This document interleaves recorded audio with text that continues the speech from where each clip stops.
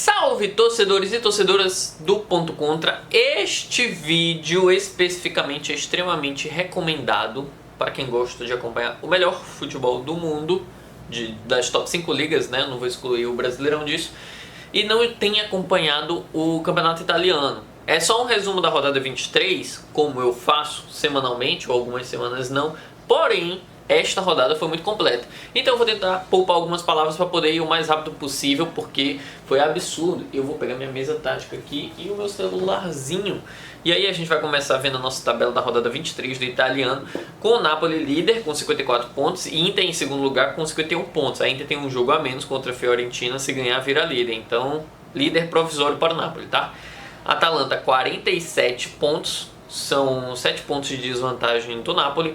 A Lazio 42 pontos, são 12 pontos. A Juventus 40, Fiorentina 39. Aí a gente fecha o nosso G6, que são as vagas atualmente para a Europa. O italiano provavelmente vai conseguir mais uma vaga para Champions, aí vira 7. Pode ter um campeão da Euroleague ou da Conference e vira 8 e 9. O italiano é bom em conseguir essas vagas extras. Fora desse G6, para conseguir vagas para competições europeias, nós temos o Bolonha com 37, o Milan com 35 e a Roma com 31 pontos. Imaginar que o Bolonha, Milan e Roma estão fora e estão querendo entrar, dá uma disputa bem grande, né? A rodada começa com a Atalanta 1 e Torino 0. A Atalanta faz o seu 3-4-1-2. Para quem não sabe, a Atalanta joga nesta formação às vezes. Normalmente é o 3-4-2-1. Com 2 meia atacantes e um centroavante. Às vezes ele coloca 2 centroavantes e um meia atacante, mas não trocando os jogadores. Aqui pode ser De Ketelaere, Lookman e Retegui. Na verdade, Retegui, Lookman e De Ketelaere. Assim como aqui também seria o De Ketelaere, Lookman e o Retegui, tá? É uma questão de posicionamento dos mesmos jogadores. Esse 3-4-1-2 dessa vez não foi com o Samardzic de meia atacante, nem o Pasalic. Ele testou o Brettinini, que fez uma partida horrível. A Atalanta estava poupando jogadores para o meio de semana que tem rodada da Copa. Spoiler que já passou esse jogo, a Atalanta foi eliminada com um 3-4-1-2 também. E eu acho que esse 3-4-1-2 é muito ruim para a Atalanta. A Atalanta perdeu para o Real Madrid. Esse 3-4-1-2 só tem dado resultados ruins para a Atalanta. Poucas foram as vezes que conseguiu a vitória. Eu gosto mais do 3-4-2-1. Eu sei que o Gasperini ele tenta moldar o time, uma vez que ele é acostumado com essa Atalanta a moldar seu adversário. Mas hoje a Atalanta tem um patamar que permite ela, às vezes, propor alguns jogos. Então ele deveria focar menos em se adaptar ao adversário e fazer o melhor do seu futebol. Se ele pegar uma partida e tirar o melhor do De Ketelaere, o melhor do Ederson, do Retegui, 3 jogadores de 11, é uma vitória garantida, né? Resultado muito ruim para a Atalanta, que briga pelo título. Inter e Napoli empataram nesta rodada e a Atalanta empatou também. Era a chance de diminuir essa distância de 7 pontos. Scamacca volta a jogar, volta no minuto 85. Para aqueles que não lembram, o Retegui, atual artilheiro do italiano, na verdade eu não sei mais se ele é o atual, agora eu vou ficar devendo para vocês. Mas artilheiro do italiano, vamos supor assim, desejado pelo Arsenal, é o reserva da Atalanta. O titular é o Scamacca. O Retegui foi contratado para ser reserva do Scamacca. E agora o Scamacca está vindo, e aí a gente vai ver como é que fica essa briga por uma vaga de centroavante, ou se esse 3-4-1-2 vai ser mais rentável com o Retegui e Scamacca de um lado. E aqui seria o De Ketelaere com o Lookman no banco. Lembrando que o Lookman foi desfalque para o jogo, que também aí pesa muito pro Gasperini a disposição financeira que a Atalanta tem. Perdeu um dos seus principais jogadores, o Lookman, que eu acho que é quase um jogador de classe mundial. Não colocaria como classe mundial, mas ele é muito bom. A Atalanta marca com o Djimicic aos 35, aos 40 toma o gol, e aí a gente tem aquela grande partida do Milinkovic-Savic do Torino, que tem espantado todos os times grandes, como foi há 2 semanas, empatou com a Juventus salvando muito. Ele chega até, olha só, eu tenho que pescar aqui, 7 defesas dentro da área, um pênalti defendido, 2,02 de expectativa de gols defendidas. Ele é o melhor goleiro da liga, na verdade ele e o De Gea são os melhores goleiros da liga, mas Milinkovic-Savic está hoje no Torino. Então eu acredito que qualquer um dos times grandes que precisarem de goleiro para a próxima temporada, ele vai acabar indo, assim como foi o de Gregório. Agora, na janela de transferência, a Atalanta traz Poste para a zaga, para dar uma consistência defensiva, e traz Maldini para compor a profundidade ofensiva, porque Zaniolo saiu. Eu acho que foi muito bem na janela. O Poste entra para essa zaga que está um pouco carente. E tem o Scalvini que está sempre se machucando. Agora, Juventus 4, Empoli 1. Cara, esse aqui foi um dos resultados mais enganados do mundo, e é por isso que você tem que assistir ponto contra. Você pega um resultado desse, 4-1 Juventus e Empoli, você pega um soft score desse, olha as notas dos jogadores, você pensa assim, pô, a Atalanta tá de volta. Não, gente, olha só. O Empoli abre o placar 4-0 e aí a Juventus vai empatar no minuto 64. Esses 60 minutos mais o intervalo, que é mais do que uma hora, é mais de uma hora de Mota out. O emprego do Thiago Mota está a uma corda bamba de acabar. Ele ia ser demitido nessa partida. E essa partida está encaminhando para ele ser demitido. Durante uma hora se esperava que o Thiago Mota fosse demitido. Porém, ele consegue reverter aí no 4-1. E a Juventus ganha, vamos ser sinceros, porque tem mais elenco do que o Empoli. O Empoli tem 2 lesões durante a partida e tem que gastar 2 substituições, 2 paradas de jogo.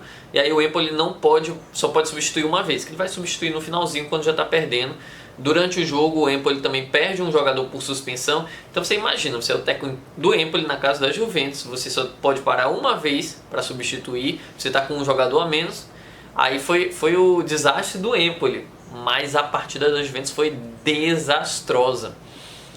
O primeiro gol vem de uma bola longa pro Colomani, usa seus atributos físicos para ter vantagem e aí marca. Vamos prestar atenção em todos os gols, tá? O segundo gol é um chute que é desviado no Colomani e entra no gol. O terceiro gol... Peraí, senão vou me perder. O terceiro gol, o Vlahovic rouba a bola, sai ganhando nas divididas e marca um golaço de fora da área. O quarto gol... Agora o quarto gol eu não anotei, mas eu vou ficar devendo aqui para vocês, porque o que acontece? O futebol propositivo do Thiago Mota de dominar a posse de bola não compôs nenhum dos 4 gols. E isso é extremamente perturbador. Foi um gol do Francisco Conceição que também vem na bola longa. O Thiago Mota, ele tenta construir a posse de bola, dominar a posse de bola, construir as grandes chances, mas não sai. E aí, 2 gols em bola longa, um gol desviado, outro gol com o Vlahovic ganhando divididas e chutando de fora da área, que também chutar de fora da área não é algo da ideologia da posse de bola. Então a gente tem um elenco da Juventus brigando pelo seu futebol nos minutos finais. Quando chega, por exemplo, 60 minutos, esquece tudo que o Mota falou e bora tentar ganhar. E aí vai lá e sai 4 gols que não são do Mota.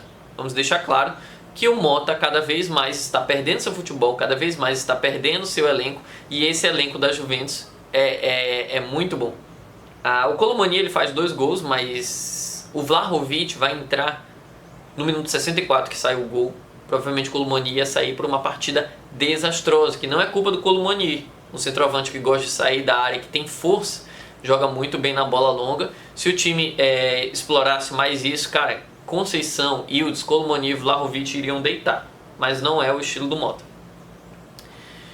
E como ele acaba fazendo, eu não sei se ele faz 1 ou 2 gols, mas quando ele vai fazendo gol, o Colomani acaba ficando e o Vlahovic entra e fica os 2, que não é algo que a gente vai ver com frequência. É só porque do nada o Colomani ficou inspirado enquanto o Mota estava desesperado. E aí por conta disso a gente viu eles 2 em campos.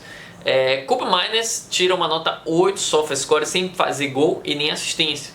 E isso é muito interessante, porque dentro dos 90 minutos dessa 1 hora que não tem gol, a gente vê que o Koopmeiners está jogando muito. E o Koopmeiners ele vinha numa disposição de 4-2-3-1 de meio atacante.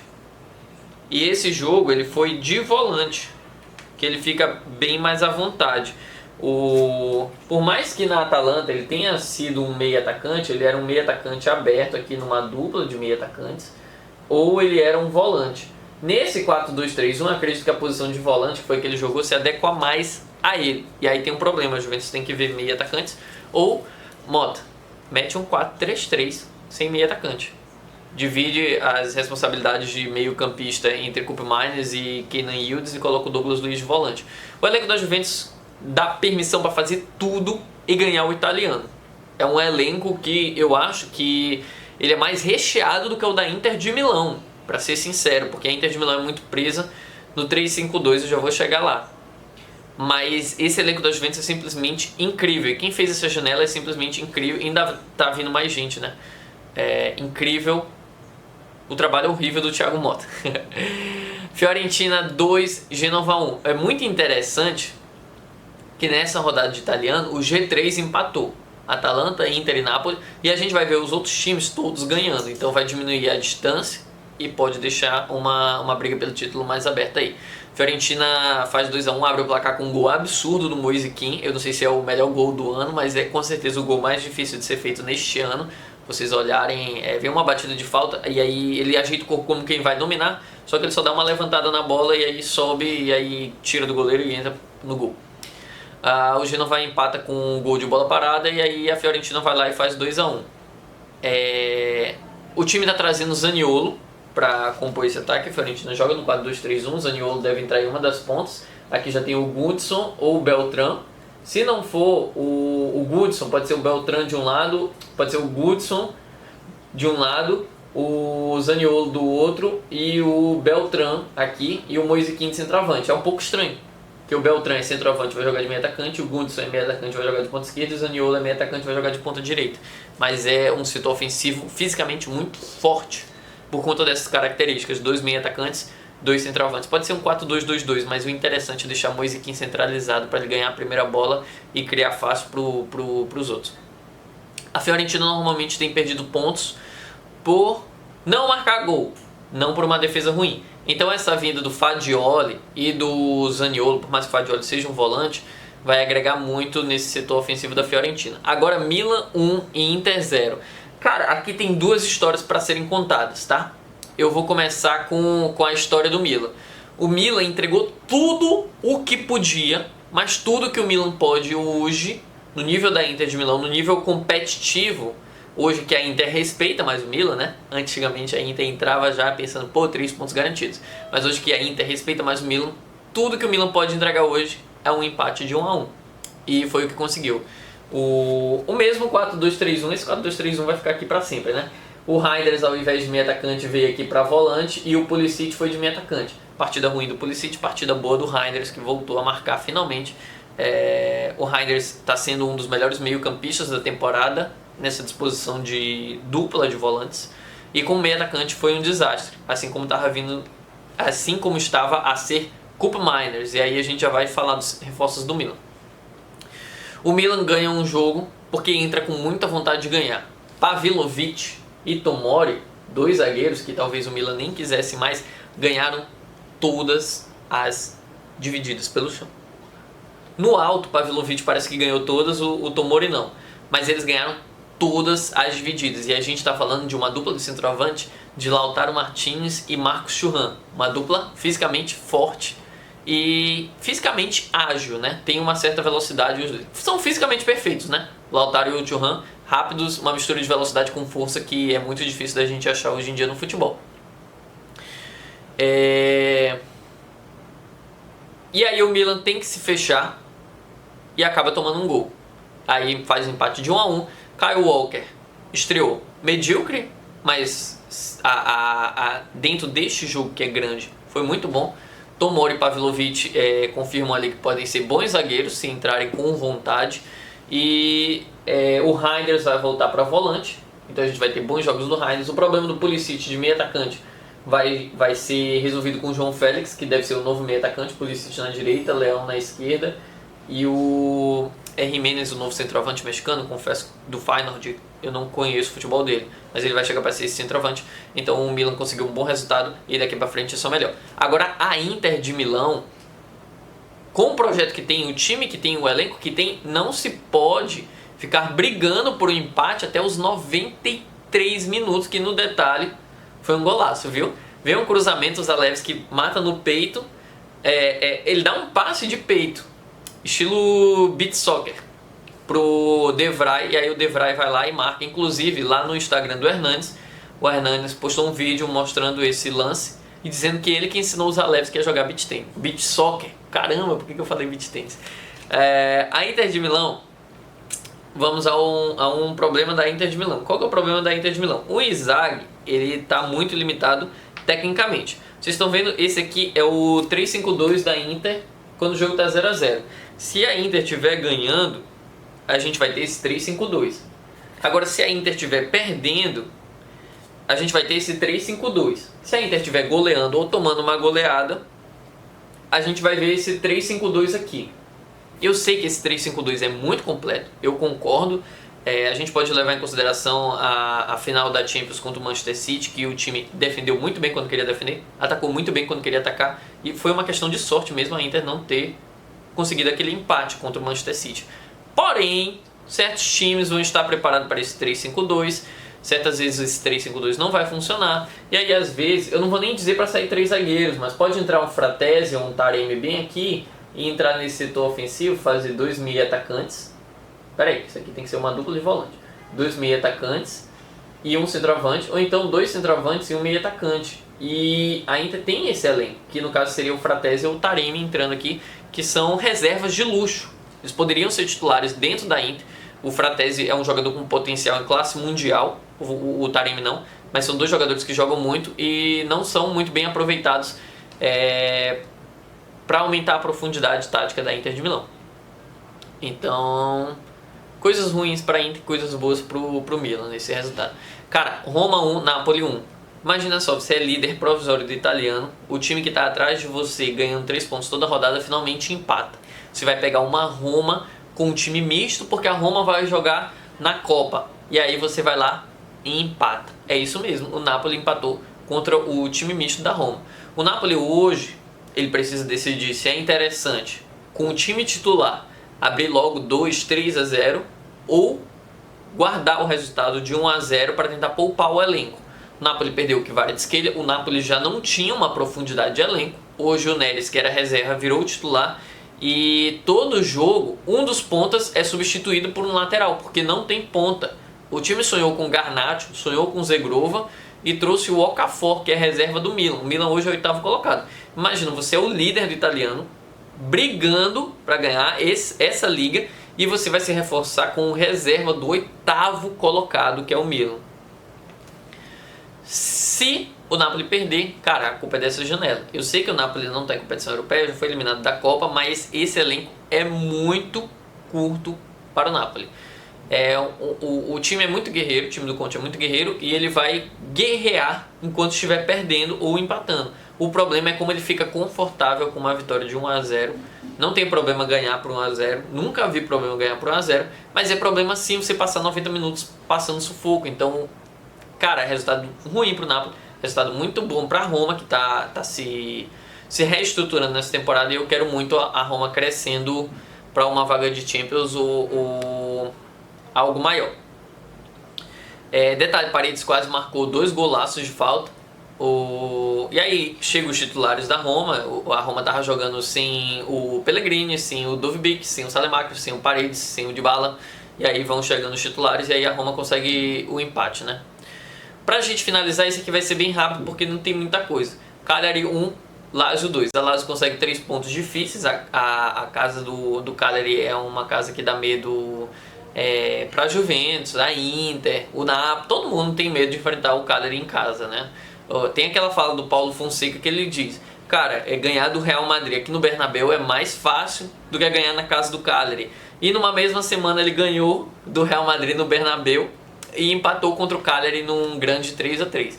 Então a Lazio consegue 3 pontos aí muito importantes, 3 pontos difíceis que outros times que estão brigando pelo título não conseguiram, ou que estão brigando pela vaga da Champions, com uma grande partida do Zaccagni. E essa Lazio é um time muito bem treinado. Toda semana alguém acaba decidindo o jogo. Vai ser o Tati Castellanos, vai ser o Isaacsen, vai ser o Zaccagni, vai ser o Guendouzi. Eu acho que até o Rovella decidiu algumas partidas. E é interessante quando um time é muito bem treinado e aí alguém acaba decidindo.